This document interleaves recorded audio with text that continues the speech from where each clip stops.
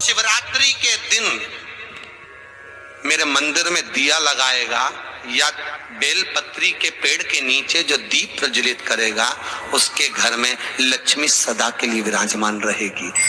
जीवन में अगर बहुत तकलीफ है, बहुत कष्ट है, आपको पहले भी कहा फिर कहते हैं, पनत्ती पड़ेगी।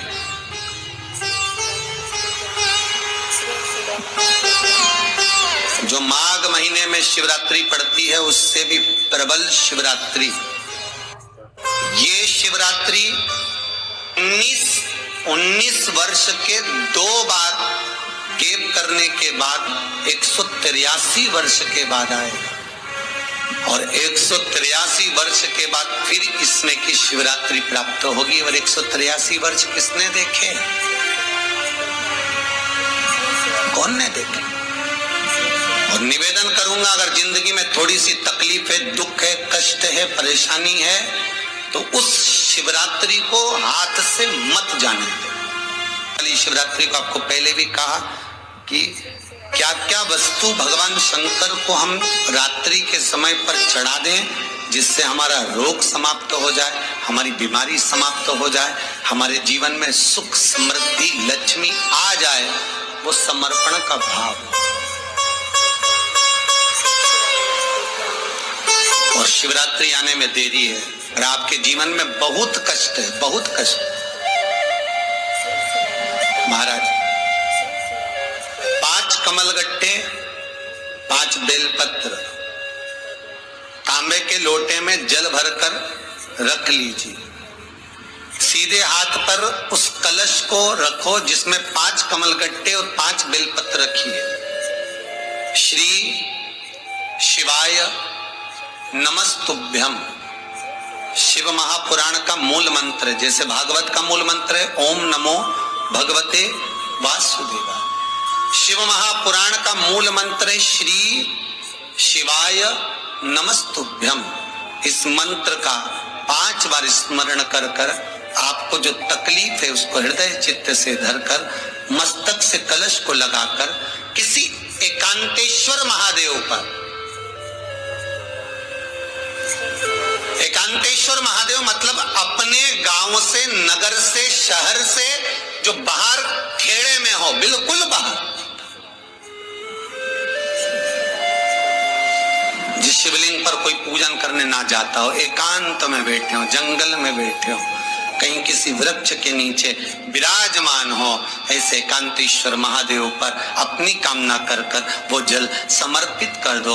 1 बेलपत्र, 1 कमलगट्टा उठाकर अपने घर पर लेकर आ जाओ। जो तकलीफ बहुत ज्यादा हो रही है, 5 दिन में आपको मालूम पड़ जाएगा, 5 दिन में अंतर आ जाएगा। शिव का अनुमोदन करो, शंकर का स्मरण करो। महाराज ये अश्विन का जो अधिक मास है 183 वर्ष के बाद वापिस आएगा। योग, ये योग पहले मिल जाता 19 वर्ष में, पर अब मिलेगा 183 वर्ष।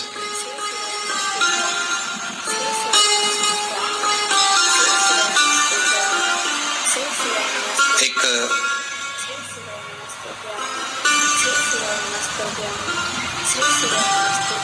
किन्हीं माता जी का एक प्रश्न था, वो ध्यान में नहीं आ रहा है वो कहाँ से थी, कि उन्होंने प्रश्न किया था, व्हाट्सएप पर लिखा हुआ आया था कि उनके घर में कोई बहुत ज्यादा बीमार पड़ा हुआ है और बहुत बुजुर्ग है, लगभग 90-95 साल की हैं, और शरीर गल गया, शरीर में अब कीड़े पड़ रहे हैं। सिस्टर को बुलाते हैं, डॉक्टर को बुलाते हैं, तब उनको साफ करते हैं, शरीर इतना गल चुका है। उसके लिए क्या करना चाहिए?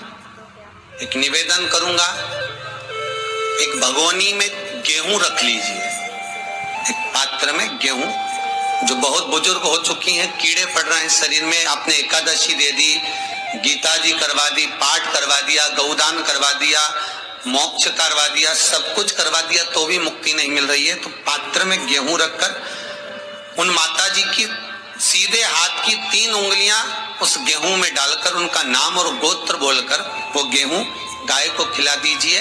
पात्र किसी गरीबड़े को, भिक्षुक को दे दीजिए महाराज, 3 या 4 दिन में मोक्ष प्राप्त हो जाता है। इतनी अगर भोग रही हैं तो कर सकते, इतना कष्ट अगर भोग रही हैं कि शरीर गल चुका है, कीड़े पड़ रहे हैं शरीर के अंदर और सारी खाल टपक टपक कर गिर रही है, तो उनकी मुक्ति हो, उनका मोक्ष हो। आज माता जी कह रही थी कि हमने गीता जी सुना दी, पाठ कर दिया, सब कुछ कर दिया, गौदान करा दिया, सब करा दिया, पर मुक्ति नहीं। शिव का, शंकर का, मेरे बाबा विश्वनाथ का स्मरण करो, मिलेगा था। फिर निवेदन करूंगा, ब्रह्मा ब्रह्मलोक में रहते हैं, भगवान विष्णु बैकुंठ में रहते हैं। मृत्यु लोक का अगर कोई देव है तो वो महादेव है। पृथ्वी का अगर कोई देवता है तो वो देव अधिदेव महादेव है। पर हमारी आदत है, हम पड़ोस की काकी आती है तो उसको प्रणाम करते हैं, मासी सास आती है तो उसको नमन करते हैं, चाची सास आती है तो उसको नमन करते हैं, और घर में सास बैठी रहती है उसको कभी नमन नहीं करते। आदत है ना हमारी।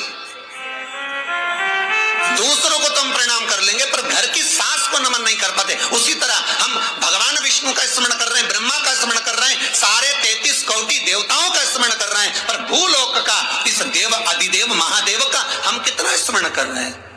हम तो भगवान शंकर के मंदिर में भी जाते हैं तो छल करते हैं। गए मंदिर में, वहां का लोटा उठा लिया, पानी भर लिया, शंकर जी को चढ़ा दिया, लोटा दूसरे का, पानी दूसरे का, मंदिर भी दूसरे का, पानी चढ़ा दिया बस। और इतनी सात्विकवान सिर पे पल्लू मल्लू लेके ऐसे पानी चढ़ाए, शंकर भगवान भी सोचे काय को नौटंकी करे रे, काय को नाटक करे।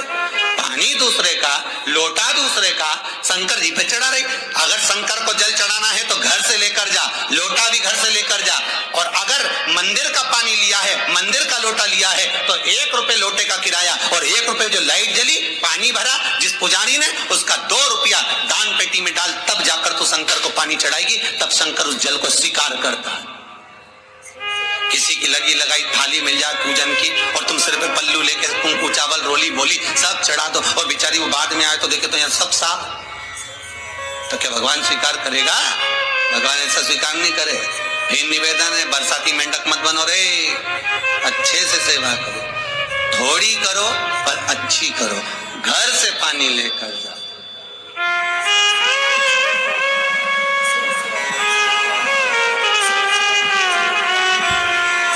कोतवाली चौराहे से, हमारे सीहोर के कोतवाली चौराहे से कोई बहन जी आई थी 33 मालपुआ लेके, कहे गुरुजी संकल्प करा दो। हमने कहा पानी लाओ, तो क्या तुम्हारे यहाँ नहीं है? हमने कहा हमारे यहाँ तो कुआं है। या चावल लाओ, तो क्या गुरुजी पूजन मंडप में होंगे ना चावल जरा सा। हमने कहा वापिस घर जाओ, निकलो। कितनी बार भागवत सुनी, राजा बलि के दरवाजे पर वामन भगवान खड़े हैं। राजा बलि वामन भगवान से कहता है प्रभु आपके एक हाथ में छत्र है, दूसरे हाथ में कमंडल है। तो राजा बलि कहता है आपके कमंडल का जल दे दो, मैं संकल्प छोड़ देता हूं। वामन भगवान कहते हैं राजन अगर मेरे कमंडल का जल लेकर तू संकल्प छोड़ेगा तो वो संकल्प मान्य नहीं होगा, तुझे स्वीकृत नहीं होगा। किसी की लगी लगाई थाली में से कुंकू चावल चढ़ा दोगे तो कुछ मिलना है क्या? अरे बोलो तो। विष्णु पुराण में तो यहाँ तक लिखा है कि किसी का लगा हुआ दिया, किसी का दिया मंदिर के अंदर रखा था, तुमने अपना डब्बा खोलकर बत्ती निकाल कर उसके दिए में रखकर जला दी और सोच रही है कि मेरा खूब बड़ा काम कर दिया, तो उसका तो फल ही नहीं मिला। विष्णु पुराण कह रही है खुद का दिया, खुद की बाती, खुद का दीप अगर जलाती तो फल मिलता। किसी मंदिर में तुम रोज डब्बी लेकर जाओ, बत्ती लेकर जाओ, मना नहीं है, पर उस मंदिर में पहले से 5 दिए, 7 दिए, 11 दिए तुम रखा रहो तो जलाओ। दूसरे के रखे हुए दिए में 50 बार बाती जला कर आना, उसका कोई फल नहीं मिलने वाला, उसका कोई फल नहीं हमारा।